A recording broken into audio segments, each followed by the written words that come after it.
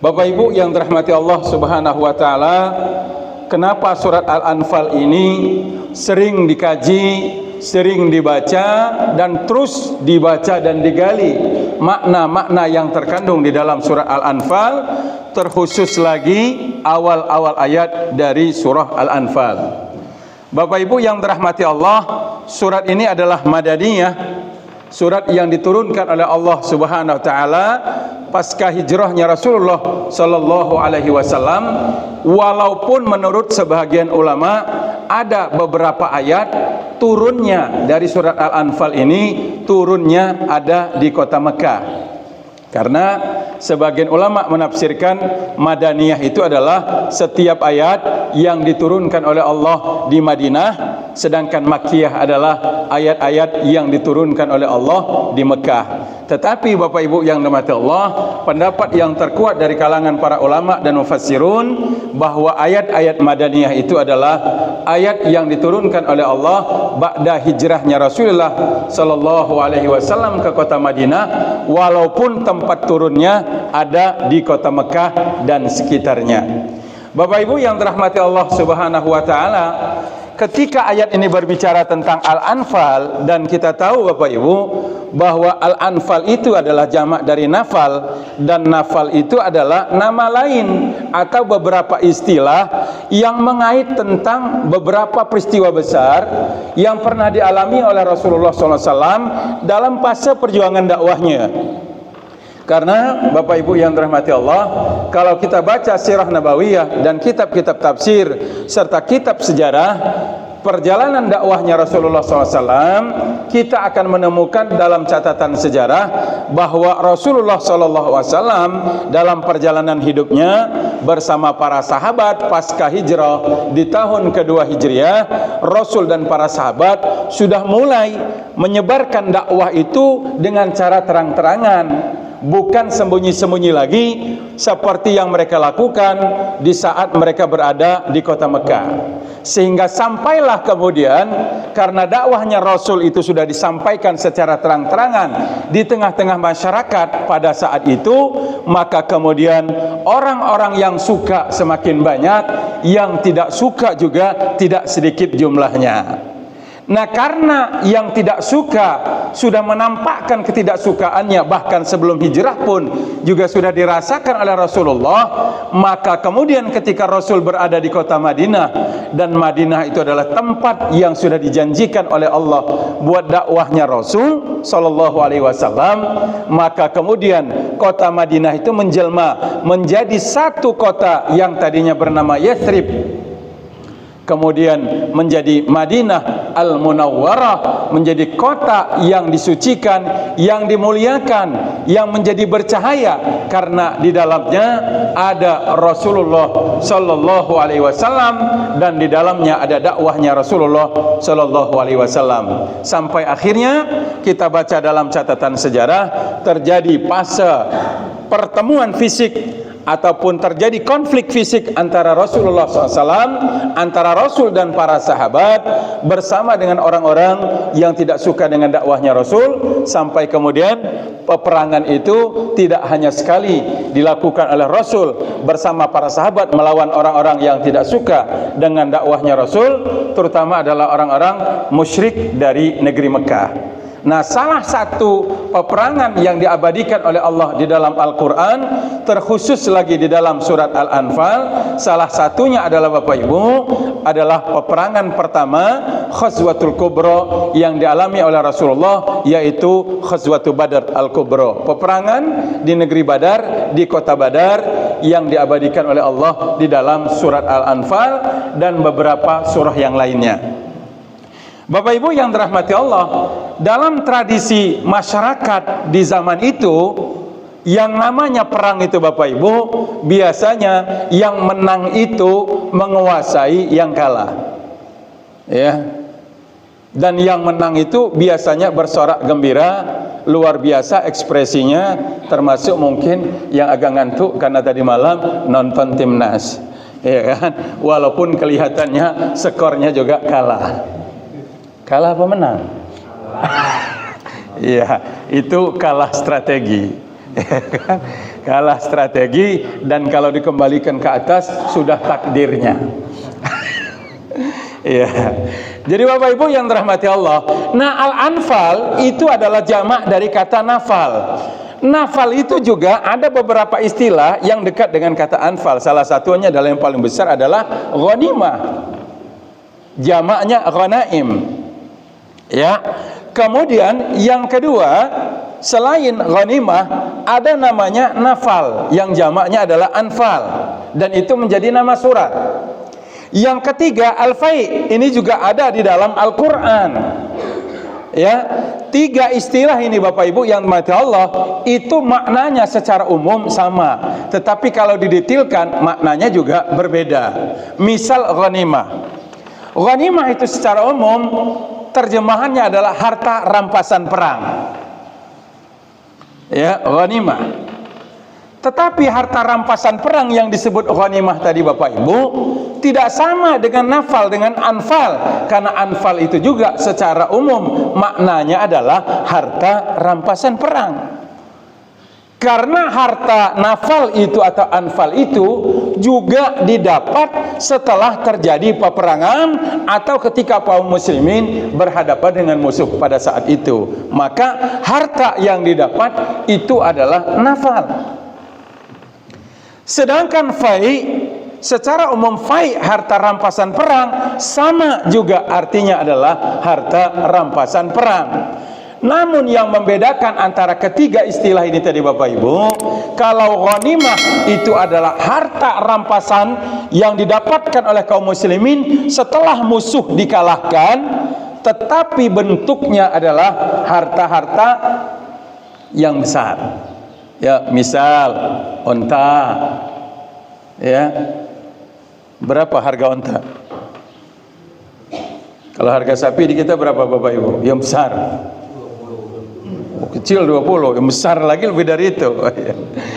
Ya kan? Kalau yang 1 ton itu berapa itu? Ya, itu 100 juta. Ya. Ya, mahal. Ya. Jadi misal ghanimah itu kuda perang. Kuda perang ini dinilai bukan dari dagingnya, walaupun daging kuda itu juga boleh dimakan. Tetapi karena daging kuda itu tidak lazim untuk dipotong, biasanya baru dimakan kalau misalnya dia mau mati, misalnya disembelih baru boleh dimakan.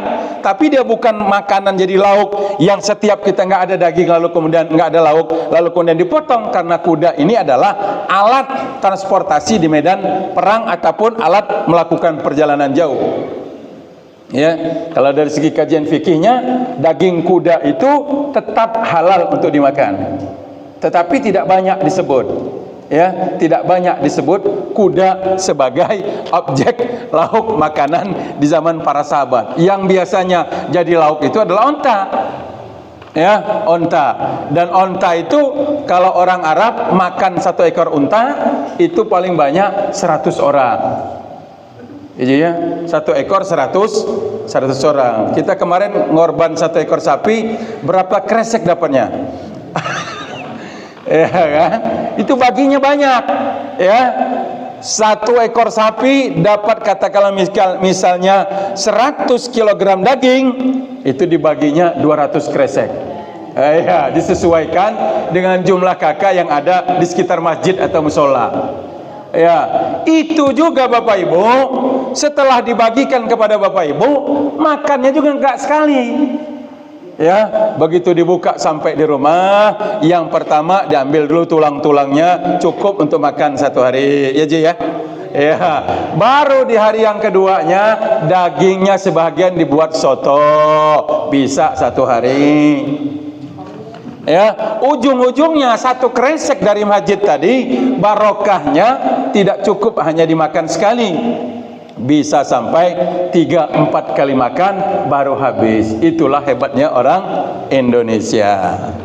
Ya, kalau orang Arab 1 ekor onta maksimal 100 orang. Ya, kalau kambing berapa kambing? Ya, kalau lihat di YouTube ada yang 1 ekor kambing 2 orang. Standarnya kambing itu ya 5 orang sampai 10. 10 itu sudah dianggap miskin. Ya, jadi kalau kita makan kambing 10 orang makan 1 ekor itu sudah miskin. Kalau ayam 1 ekor itu orang Arab standarnya adalah 1 orang 1 ekor. Sekali makan, Bu. Ya, bukan ya 1 minggu 1 kali makan. Maka dulu ketika saya Ustaz Firadi, ya kan, dulu waktu kuliah ketika kita pergi ke restoran pesan makan, dikenanya biasanya kalau mau makan tuh mau makan di tempat atau mau dibawa pulang. Kalau mau dibawa pulang tuh biasanya buat safari gitu kan, safari itu dibawa pergi gitu kan, dibungkus. Kalau kita misalnya bilang ayam bakar itu, faham itu, kam dajaj, rubuk ya Syekh, 1/4. Kita ngomong ayam 1/4 itu kan sudah keren, ya kan? Karena masih ada lagi ukurannya berkecil, ya kan? Potong 8, potong 12, ada yang lebih kecil lagi, setusuk sate, ada lebih kecil lagi itu kan. Begitu kita sebut 1/4, jawabnya apa? Responnya orang Arab, miskin nanti katanya kan. Miskin sekali katanya makan ayam kok cuma 1/4 1 orang. Nah, jadi Bapak Ibu yang rahmati Allah Subhanahu wa taala, jadi yang besar-besar tadi onta, kuda, harta-harta, makan stok-stok makanan yang dibawa oleh pasukan musuh dalam konteks perang itu dinamakan ghanimah karena dia nilainya besar. Ya.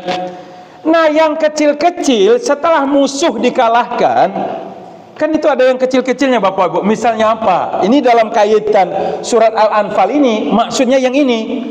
Sedangkan yang kecil-kecil, misal yang kecil-kecil itu kalau orang perang, orang pergi ke medan tempur itu kan dia bawa senjata, dia bawa pedang.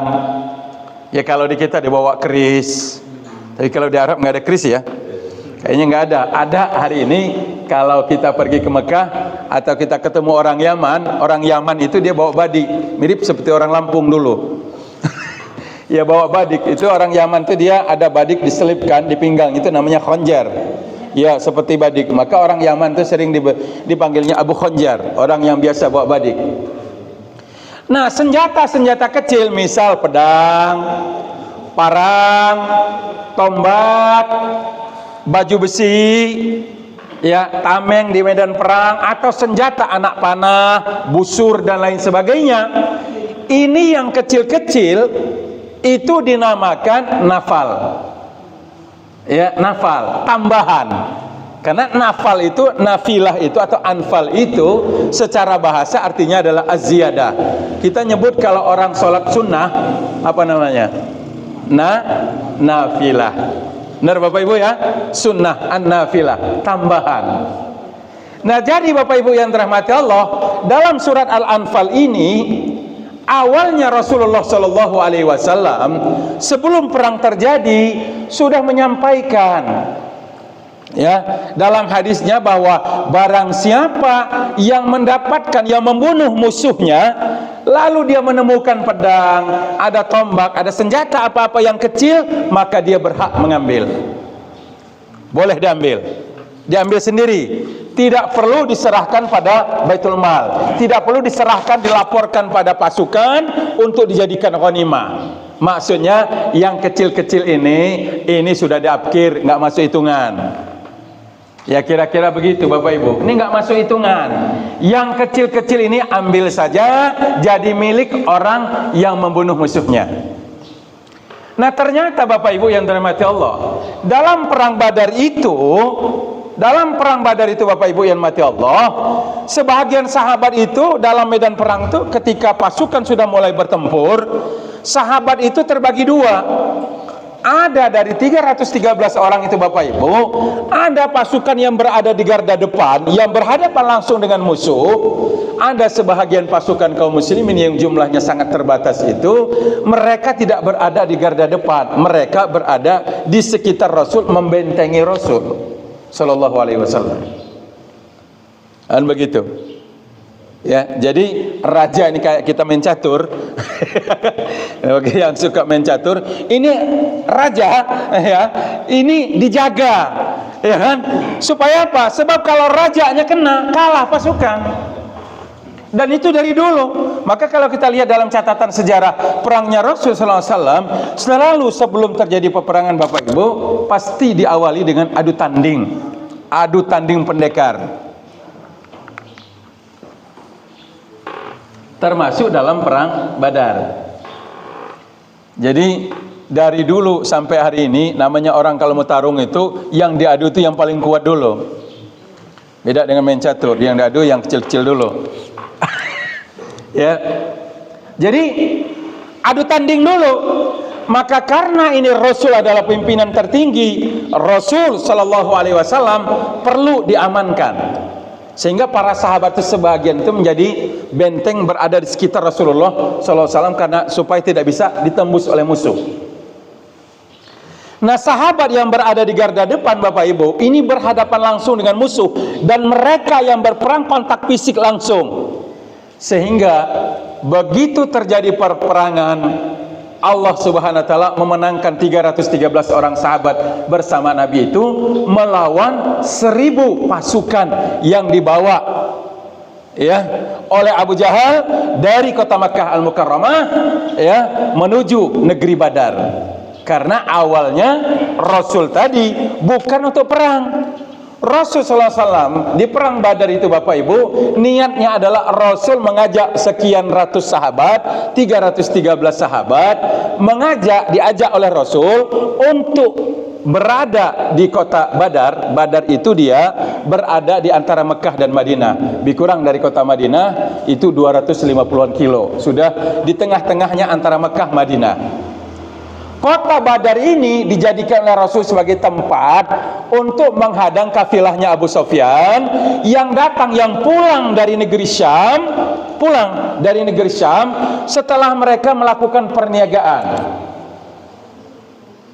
Apa yang ingin dilakukan oleh Rasul? Rasul bukan merampas harta orang Mekah, bukan. Rasul bukan membegal orang-orang yang baru pulang dari berjualan, bukan. Rasul mengajak para sahabat mengambil hak mereka yang dirampas oleh orang Mekah, yang diambil oleh orang Mekah, karena pada saat Nabi hijrah bersama para sahabat yang berhijrah itu harta mereka ditinggalkan di Mekah. Oleh Abu Sufyan dan orang-orang kafir Quraisy yang ada di Mekah, harta-harta kaum muslimin yang ditinggalkan di kota Mekah tadi, Bapak Ibu, ini dikumpulkan, dijual di negeri Syam. Jauh tuh ngejualnya. Ya. Jadi kalau ada di antara kita yang berjualan dari metro ke Bandar Lampung masih terlalu dekat. Ya. Nabi itu jualannya dari Mekah sampai ke negeri Syam. Naik kuda, naik onta, jauh. Ya. Jadi Rasul dan para sahabat itu bukan merampok, bukan merampas, bukan mengambil harta orang lain. Yang dilakukan oleh Rasul adalah Rasul ingin mengambil hak kaum muslimin. Karena itu harta orang Islam mau diambil oleh Rasul. Tetapi lihainya Abu Sufyan, karena dia pandai, dia tahu bahwa Rasul itu sudah berada di Badar, ingin mencegat kafilah dagangnya dari negeri Syam. Ya, Abu Sufyan kemudian melipir ke arah pantai ke Laut Merah, lalu kemudian dia mengutus utusan ke negeri Mekah menyampaikan bahwa Muhammad akan mengambil harta mereka. Lalu Abu Jahal dan kelompoknya kemudian mereka mengirim pasukan 1000. Itu awal ceritanya terjadi peperangan. Jadi Rasul tidak berhadapan dengan kafilah dagang karena Abu Sufyan sudah berhasil membawa kafilahnya geser dari kota Badar. Justru yang datang adalah pasukan lengkap yang berjumlah 1000 orang. Sekali makan ya 10 ekor onta disembelih sekali makan. Nah, dari mana Rasul tahu jumlahnya 1000? Karena tilik sandinya Rasul diutus oleh Nabi, cek, lihat berapa banyak mereka memotong onta setiap kali makan. Begitu ditanya oleh tilik sandinya kepada ya orang-orang yang ada sekitar situ, setiap mau makan mereka motong ontanya 10 ekor. Berarti 100 kali 10 jumlahnya 1000. Nah, dari situ standarnya orang makan di medan perang 100 orang ya 1 ekor onta. Itu kalau lagi gawat. Tapi kalau lagi nyantai, lihat di YouTube 1 ekor onta cuma dimakan 15 orang. Nah, coba lihat di YouTube tuh orang Arab hidangannya tuh. Onta utuh kan di piringnya tuh 1 ekor onta. Kita pernah nggak satu ekor sapi utuh di nampan? Nggak ada. Ya kepalanya aja hancur sama orang Indonesia. Alhamdulillah. Ya. Nah jadi itu Bapak Ibu yang dirahmati Allah. Terjadinya kisahnya begitu, sampai kemudian terjadilah peperangan karena pasukan tadi ada yang di depan, ada yang bersama Nabi. Ternyata tidak semua sahabat itu berhasil membunuh musuh karena sebagian tidak kontak langsung.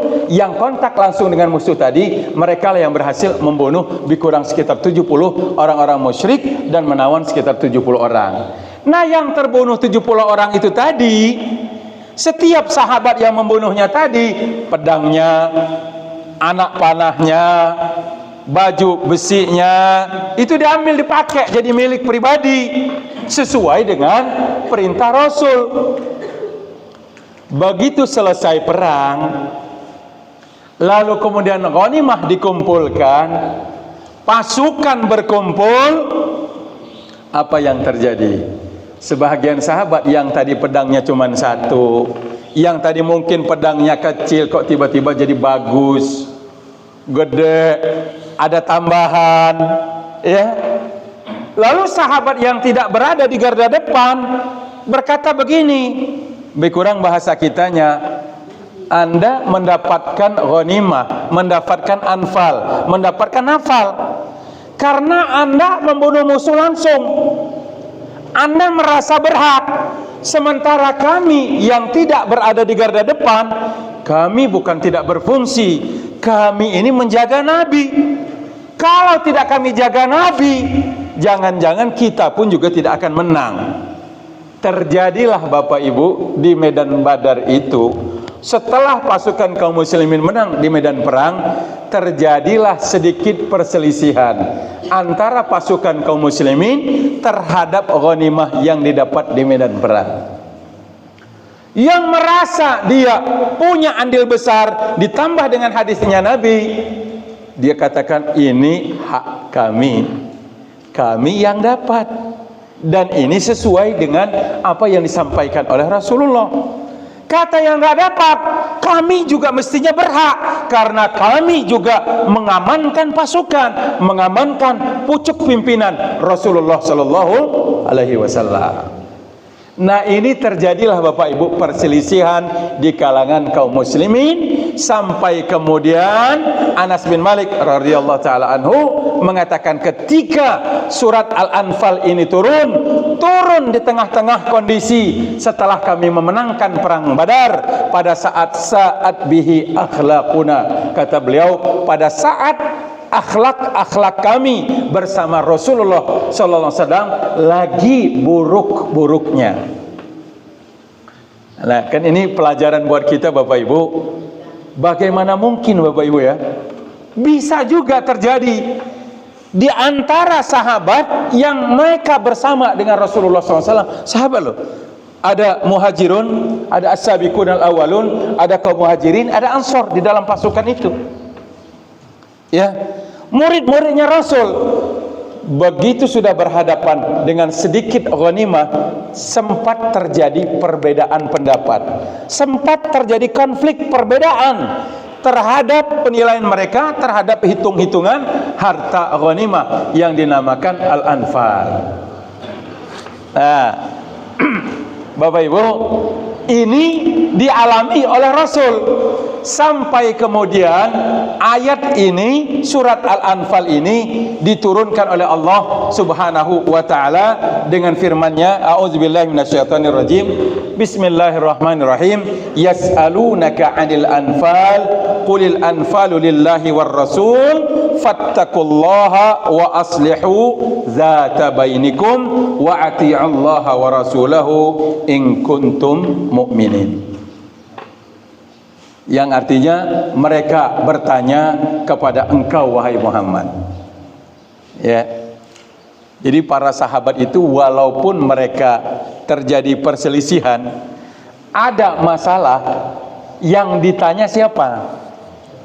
Rasul sallallahu alaihi wasallam. Jadi kalau kita ada masalah Bapak Ibu, dan masalah itu melibatkan kelompok tertentu atau melibatkan beberapa orang tertentu, maka yang ditanya berdasarkan pelajaran surat Al-Anfal ini, yang ditanya mestinya adalah, yang diajak konsultasi, yang dimintakan pendapat dan petuahnya adalah orang-orang yang punya otoritas untuk menyelesaikan masalah. Enggak kayak yang di sono, ada masalah update status. Kan begitu hari ini. Benar nggak Bapak Ibu? Iya, mengulek sambal aja loh. Mengulek sambal aja, hai guys. Ya kan? Hari ini kan latahnya begitu teknologi. Hai guys, hari ini ya. Begitu. Ya kalau hanya sekedar mengupdate aktivitas ya masih agak mendingan Bapak Ibu ya. Yang repot kalau misalnya ada masalah. Ya kan? Kadang statusnya nggak jelas, dasar orang nggak pandai bersyukur. Ya kita yang ngebaca status apa nih maksudnya? Ya Allah. Nah ini para sahabat tadi ketika ada masalah, mereka kemana larinya? Bertanya pada Rasul. Yas'alunaka anil anfal. Mereka para sahabat yang berselisih pendapat bertanya kepada engkau, wahai Rasulullah Shallallahu Alaihi Wasallam. Artinya apa? Ketika ada masalah mereka tidak saling curhat, tidak saling kompor-komporan, enggak. Persoalan yang dihadapi oleh para sahabat pada saat itu dikembalikan pada Rasul karena Rasul bisa menyelesaikan masalah. Nah, ini juga pelajaran buat kita. Kalau ada masalah apa, di mana? Ya di rumah, antara suami istri, keluarga, ya dibahas, diselesaikan di rumah. Enggak perlu dibahas di tetangga. Kalau bisa selesai di dalam rumah. Ada masalah misalnya, mohon maaf misalnya, kadang mohon maaf Bapak Ibu, kadang kita mengelola masjid itu juga tidak segampang yang dibayangkan. Ya. Apalagi kemarin waktu kita corona itu, luar biasa. Waktu corona kemarin, itu banyak juga masalahnya. Jangankan masjid sekelas Abu Bakar yang jamaahnya banyak, musola saya aja yang kecil, yang ukurannya hanya 7x6, yang jamaahnya bisa dihitung kalau subuh itu hanya berapa orang ya, alhamdulillah lah, lebih kayaknya dari 10 jari. Ya. Itu ternyata banyak juga. Bayangkan Bapak Ibu, ada 3-4 orang lagi semangat-semangat kemarin waktu corona masang pembatas jarak itu, pasang gitu kan, ditempel-tempel di lantai musola. Begitu selesai kan yang masang itu kan senang, alhamdulillah sudah melaksanakan arahan dari pemerintah, dari Kementerian Kesehatan, melaksanakan juga fatwa dari Majelis Ulama untuk menjaga keselamatan supaya sholat itu agak renggang sedikit supaya virus corona itu tidak cepat menular. Dan senang dia. Begitu masuk sholat asar, datang satu orang jamaah yang biasa menjadi imam ketika saya tidak ada. Lalu dia maju jadi imam. Sebelum menjadi imam dia menghadap makmum. Ya, rapatkan barisan, perintah Rasulullah SAW. Wah, ya. Iya kan? Salah nggak dia ngomong? Nggak salah. Memang perintah Rasul, anjuran.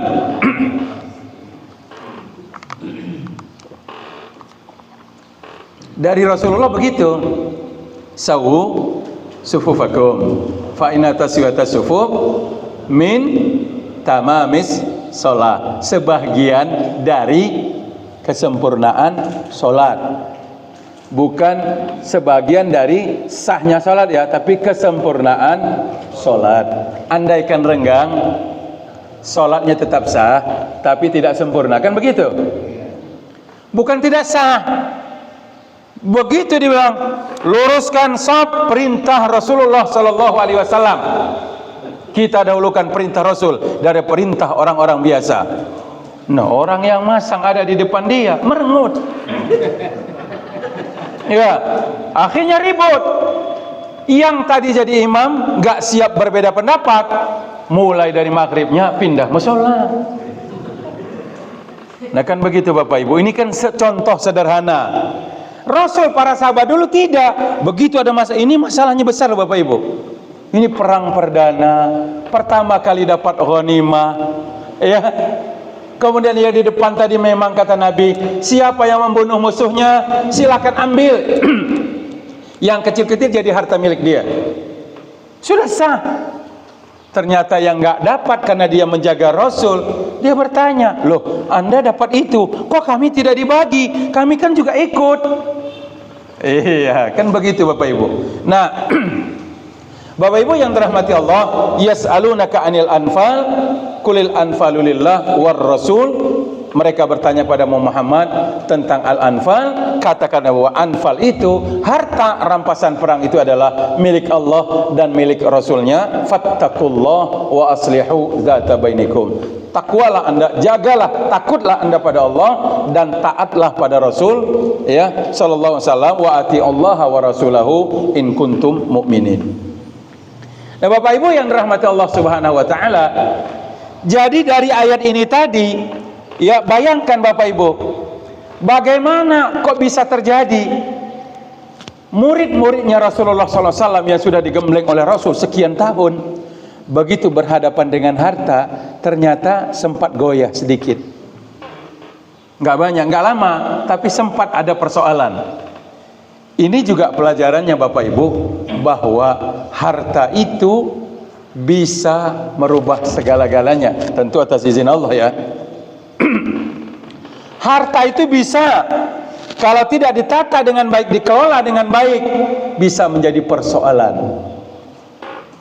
Tadi di dalam ayat yang Imam baca tadi, itu surat At-Taghabun, ya ayyuhalladzina amanu taqullah, ya ayyuhalladzina amanu inna min azwajikum wa auladikum aduwwal lakum fahdharuhum, ya fahdharuhum.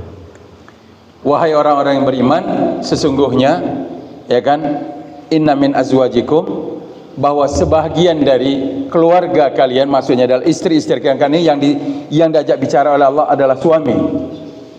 Suami juga begitu. Jadi kata Allah, inna min azwajikum, sesungguhnya sebahagian dari istri-istri kalian dan juga anak-anak kalian itu adalah aduwwal lakum. Kelak akan menjadi musuh kalian di hadapan Allah Subhanahu wa taala. Jujur Bapak Ibu, hari ini banyak orang bertikai antar keluarga, bahkan orang dekat sekalipun, bahkan satu nasab sekalipun, bahkan satu rumah sekalipun.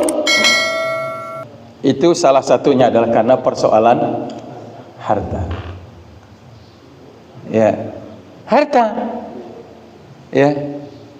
Dan Bapak Ibu yang dirahmati Allah, ketika para ulama menafsirkan surat Al-Anfal ini, ya, surat Al-Anfal ini Bapak Ibu, ini ayat ini terjadi turun pasca hijrahnya Rasul, dan persoalan harta ini mencuat ketika apa?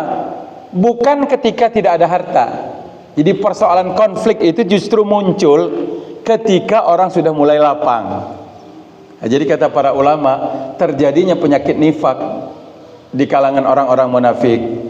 Ada di antara pengikut Nabi itu yang mereka munafik, menampakkan keislaman, menyembunyikan kekufuran, berpura-pura. Ada yang sudah mulai berani bertanya tentang harta, ada yang meminta jatah dan lain sebagainya. Itu terjadi pada saat Allah sudah membukakan pintu dunia. Kan begitu kata Rasul. Dalam sebuah hadis yang sahih, Rasul mengatakan begini, sungguh aku tidak pernah khawatir kalian akan hancur karena kemiskinan, tapi justru saya khawatir, kata Rasulullah, kalian akan hancur karena Allah bukakan pintu-pintu dunia, pintu-pintu keberkahan bumi. Lalu kalian akan berlomba-lomba, fatatanafasuha kama tanafasuha fatahlikukum kama ahlakathum. Maka dunia itu akan menghancurkan kalian sebagaimana dunia ini juga, urusan dunia ini pernah menghancurkan umat-umat sebelum kalian.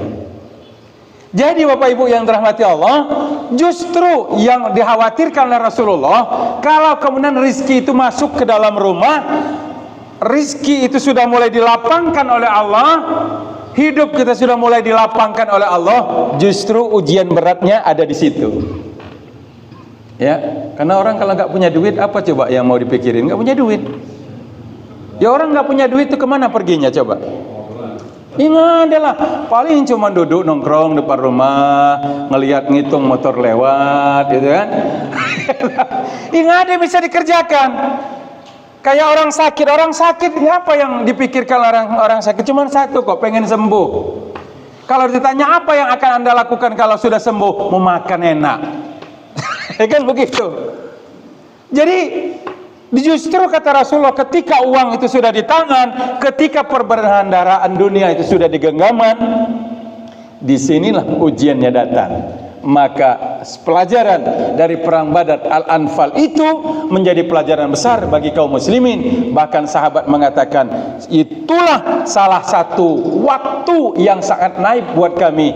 Di saat akhlak kami lagi buruk-buruknya, Allah tegur kami dengan diturunkan surat Al-Anfal, mengingatkan kami bahwa harta ghanimah itu adalah milik Allah dan milik Rasulullah sallallahu alaihi wasallam. Maka fattaqullaha, ya, fattaqullaha wa aslihu zata bainikum. Itu yang diminta oleh Allah Subhanahu wa taala. Jadi kalau kita punya harta sudah didapatkan, maka wa aslihu zata bainikum, jaga kerukunan, jaga kedamaian di antara kita. Itu yang paling pokok. Nah, maka di dalam Islam Bapak Ibu, harta itu sudah diatur. Ya, maka di dalam bab fikih itu, bab kitabul buyu sudah dijelaskan oleh para ulama, bab jual beli, bab muamalah, kitab tentang bab harta di dalam keluarga juga sudah dijelaskan. Harta yang sifatnya umum ada bab al-buyu, bab jual beli. Ada harta yang berada di dalam rumah tangga diatur oleh Islam. Apa aturannya? Kitabul miras atau kitabul irs, bab al-mawaris, fiqhul mawaris, fikih tentang warisan.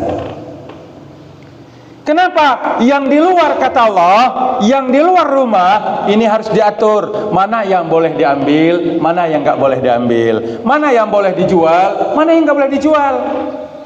Ya, bukan semua benda yang berharga boleh dijual. Lihat motor lewat tuh, motor saya, mau nggak beli? Nggak bisa. Motor orang lain nggak boleh dijual tanpa izin. Seperti itu. Ini yang di luar. Yang di dalam diatur oleh Allah. Apa aturannya? Kalau ada seseorang meninggal dunia, meninggalkan harta, meninggalkan ahli waris, ada istri, ada anak, ada orang tua kandungnya, ada mertuanya, ada saudara-saudara kandungnya, ada tetangganya, ada Pak RT.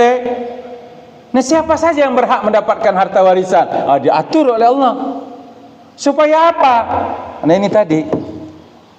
Harta ini kalau tidak diatur dengan baik Bapak Ibu, dia bisa menimbulkan persoalan. Dan dengan harta pula kita bisa mendekatkan diri pada Allah.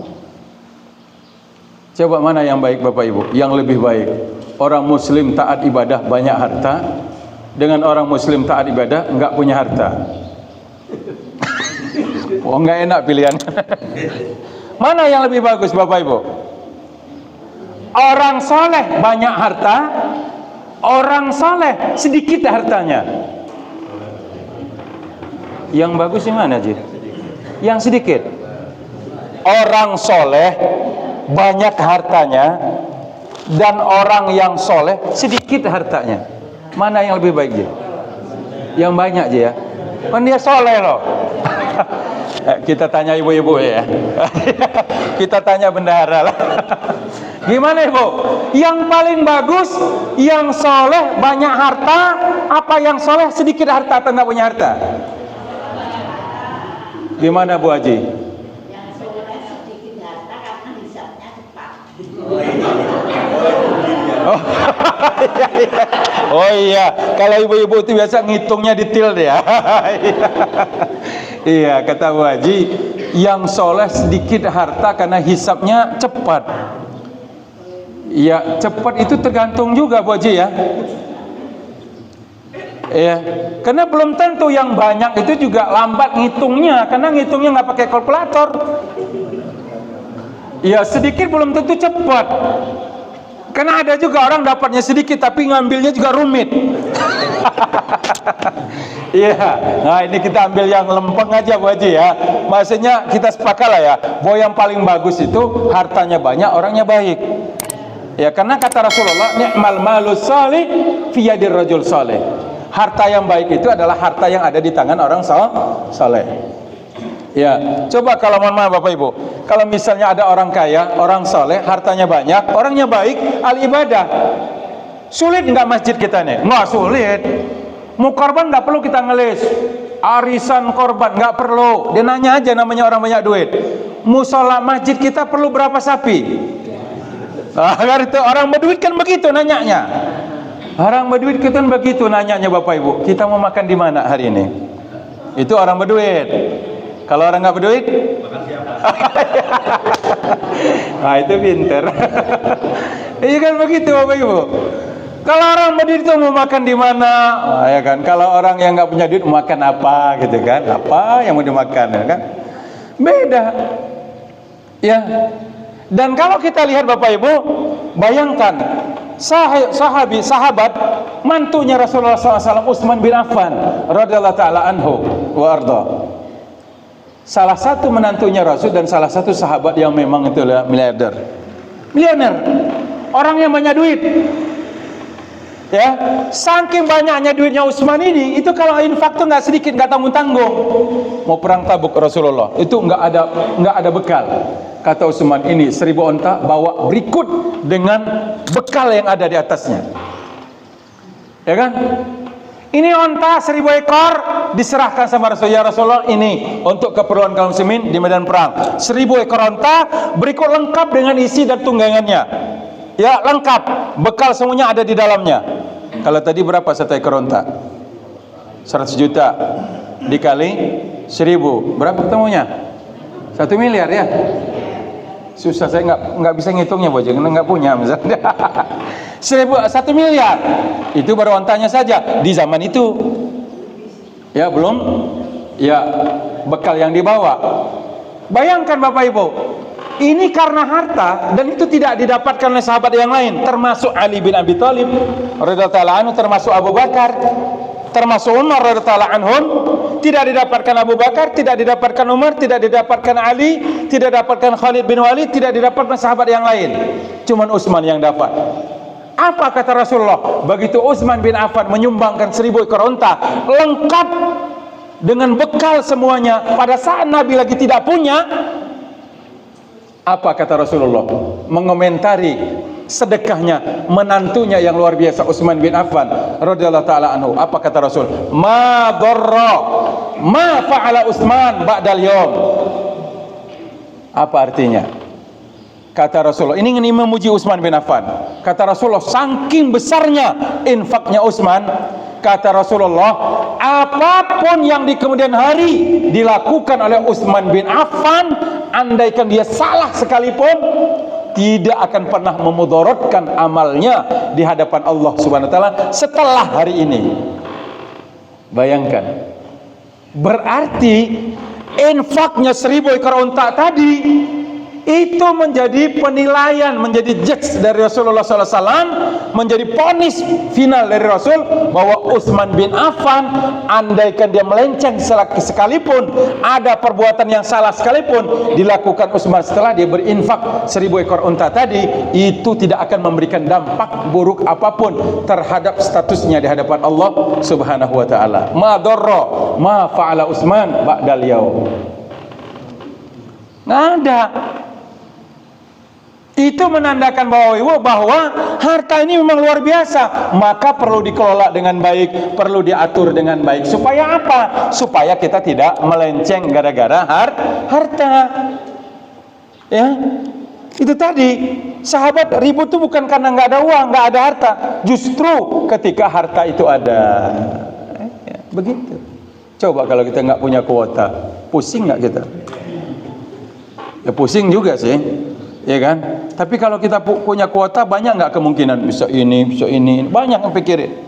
Kalau orang lagi punya kuota tuh gini, jasa. Ya kan? Orang lewat aja, mertua lewat, bapak ibu lewat, karena nyaris nggak ditegur. Lagi sibuk. Lagi sibuk, dan khusyuknya itu luar biasa ya. Saya nggak tahu juga Pak Haji, ya hari ini memang kuota itu betul-betul menjadi satu magnet tersendiri. Ya. Lah ini kan kalau tidak diimbangi Bapak Ibu, ini kan harta juga loh. Harta. Jadi kalau tadi inna min azwajikum wa auladikum aduwwal lakum fahdharuhum. ila akhir ayat. Ini ternyata menjadi pengingat kita. Nah, oleh karena itu Bapak Ibu yang dirahmati Allah, di ayat yang keduanya untuk menyelesaikan persoalan tadi, ya kan, innamal mu'minuna idza dzukirallahu wajilat qulubuhum wa idza tuliyat alaihim ayatu, ila akhir ayat. Ternyata di ayat kedua Bapak Ibu, untuk menyelesaikan persoalan tadi oleh Allah Subhanahu wa taala, dikembalikan pada ayat yang berikutnya bahwa innamal mu'minuna alladzina idza dzukirallahu wajilat qulubuhum. Ternyata cara menyelesaikan persoalan konflik tadi kembalikan pada satu, zikrullah, zikir, ingat Allah. Ingat. Ya. Ingat Allah. Ya, harta ini sedikit cukup, banyak enggak lebih. Kan begitu ya. Sedikit kurang, banyak enggak cukup. Iya benar enggak Bu? Cobalah Ibu. Mohon maaf Ibu ya. Hari ini misalnya minggu ini dompet ibu-ibu isinya 1 juta. Oke, itu 1 juta. Ibu ya, misal 1 juta. 1 juta ini kadang-kadang dia 4 hari habis. Minggu depannya dompet kita cuma isinya 200. Bertahan 1 minggu. Ketika dicek, kenapa bertahan? Dompetnya diumpetin. Enggak keluar dia. Enggak, tapi maksudnya kadang itu kayak Mas Supri ya, uang 500.000, pikiran kita kalau kemarin 1 minggu cuma habis 200, mestinya 500 ini 2 minggu lebih. Ternyata baru 3 hari habis. Jadi Bapak Ibu yang mati Allah, maka Allah kembalikan, ya kan? Ketika ada persoalan ini tadi, Allah kembalikan semuanya kembali kepada zikrullah, ya kan? Zikir pada Allah, baca Quran, sholat, wa mimma razaqnahum yunfiqun. Semuanya kembali kepada situ. Kenapa? Karena orang yang tadi selalu ingat Allah, ingat hartanya hanya milik Allah, ya. Jadi kadang-kadang kita sakitnya justru karena kebanyakan harta Bapak Ibu. Ya, hari ini kan orang ya gulanya naik, kolesterol naik, apa lagi itu? Asam urat naik. Itu bukan karena nggak makan, justru karena kebanyakan makan. Justru kalau kita jarang-jarang makan malah sehat. Kita puasa malah sehat, kan begitu. Nah, ini dikembalikan satu, ya, zikrullah, wajilat qulubuhum, tuliyat alaihim ayatu zadatuhum imana, baca ayat Al-Qur'an, ngaji supaya kita ingat. Baru kemudian yuqimuna shalah, mengerjakan salat, wa mimma razaqnahum yunfikun, berinfak, latihan berinfak. Supaya apa? Supaya hati ini tidak terlalu gandrung dengan dunia, terlalu cinta terhadap dunia, harus mulai dilatih. Ya, berinfak, bismillah, dilatih. Nah, inilah Bapak Ibu rahmati Allah, sedikit kontemplasi terkait dengan surat Al-Anfal yang secara umum tadi menggambarkan bahwa ternyata di zaman Nabi bersama para sahabat pun persoalan harta ini ketika tidak ditata dengan baik itu juga bisa menimbulkan persoalan. Tapi alhamdulillahnya para sahabat karena ada Nabi, bersama Nabi sallallahu alaihi wasallam, itu selesai persoalan itu, beres. Akhirnya diturunkan oleh Allah surat Al-Anfal ini, lalu dibagi oleh Allah SWT. Ada milik Rasul, ya kan, ada yang fisabilillah, ada yang untuk pasukan. Maka muncullah aturan pembagian harta ghanimah di medan perang. Begitu. Nah, mudah-mudahan Bapak Ibu kita juga bisa menata semuanya dengan baik, bukan hanya kita mengambilnya dengan cara yang baik dari luar, kita masukkan di dalam rumah. Di rumah pun juga ditata dengan baik. Supaya apa? Supaya kedepannya, kalau kita Bapak Ibu mohon maaf, kita sebagai orang tua kedepannya kita tidak ada nanti harta ini membawa kebaikan buat anak-anak kita. Karena cerita di luar banyak. Pada saat orang tuanya masih hidup, anak ini rukun, adem, tentram, tidak ada masalah. Begitu orang tuanya sudah tidak ada, satu saja yang nggak ada, sudah mulai ada pertanyaan-pertanyaan pada ibunya. Piye Bu, piye Ma, ya kan? Begitu. Itu lumrah. Ya, makanya fikih itu dia tidak melarang, dia tidak memutus mata rantai harta itu. Justru dijelaskan oleh Islam. Oh, yang berhak itu ini. Walaupun Pak RT itu baik sama ibu, kalau ada harta warisan dia nggak berhak dapat. Ada Pak RT di sini. Mohon maaf, ya kan? Iya kan? Walaupun ketua takmir Masjid Abu Bakar itu baik sekali dengan Bapak Ibu, bahkan dia yang mengurus jenazah di akhir hayatnya, tetap dia nggak dapat warisan. Ya, dia boleh dapat warisan aja. Ya, warisan dengan warisan. Ya ada aturannya. Nah ini kita jalankan Bapak Ibu. Mudah-mudahan dengan kajian-kajian yang dibuat di masjid kita dan di tempat-tempat kita, mudah-mudahan kedepannya kita lebih pandai lagi mengatur semua yang Allah berikan pada kita, sehingga harapannya ke depan harta ini menjadi wasilah kita untuk menuju Allah Subhanahu wa taala. Karena tadi besar sekali manfaatnya. Ya, besar sekali manfaat harta ini untuk menjadi sumbangsih kita, karena salah satu yang bisa menyelamatkan kita menjadi amal soleh dan saham kita di akhirat yang terus mengalir, salah satu adalah melalui jalur harta. Dan itu yang diharapkan. Maka saya sering sampaikan dalam kajian-kajian, kalau ada kematian itu saya ingatkan, ahli waris jangan tamak. Kalau ada harta yang ditinggalkan oleh ahli waris, jangan dihabiskan oleh ahli waris, jangan dibagi habis. Sisakan sebagiannya, maksimal sepertiga. Ambil sepertiganya, kalau enggak mau sepertiga, ya seperenam. Misal hartanya 3 miliar, misal, biar enak aja yang baginya ya. Misal harta warisan 3 miliar, ya sudah 1 miliarnya itu diwakafkan, ya kan? 2 miliarnya baru dibagi kepada ahli waris. Insya Allah masih banyak kok 2 miliar. Ya Bapak Ibu ya, kan begitu rumusnya. Itu Nabi mengajarkan begitu. Jangan mentang-mentangkan ini warisan orang tua saya, kami paling berhak. Enggak. Ada yang berhak juga yang lain, fakir miskin, orang-orang du'afa, anak yatim, tempat-tempat ibadah, sarana pendidikan, pusat-pusat kesehatan umat. Itu perlu. Maka sepertiganya tadi dibuat oleh Rasul. Nah, di dalam Islam itu kan ada dua, ada wasiat, ada warisan. Nah, cuman di kita wasiat ini kadang-kadang beda penafsirannya. Kalau di zaman Nabi, wasiat itu adalah pemberian harta dari orang yang akan meninggal kepada orang lain. Itu wasiat, sebenarnya itu. Ya, bukan kemudian, "Mak, kalau aku meninggal nanti rumah ini buat anak yang ini. Yang ini nanti buat anak yang nomor 2." Itu nggak perlu. Nggak perlu, kecuali kalau misalnya orang tua memandang perlu dijelaskan, nggak apa-apa. Takutnya nanti ada konflik. Karena kalaupun nggak dijelaskan, secara otomatis pembagian harta warisan itu nanti akan secara otomatis membagi kepada ahli waris. Nah, wasiat itu adalah pemberian dari orang yang akan meninggal kepada orang di luar ahli waris. Babnya adalah dia wakaf, ya kan, infak. Ini rumah, misal, karena rumahnya banyak. Ini rumah kalau saya meninggal, tolong ini nanti diwakafkan jadi tempat ibadah.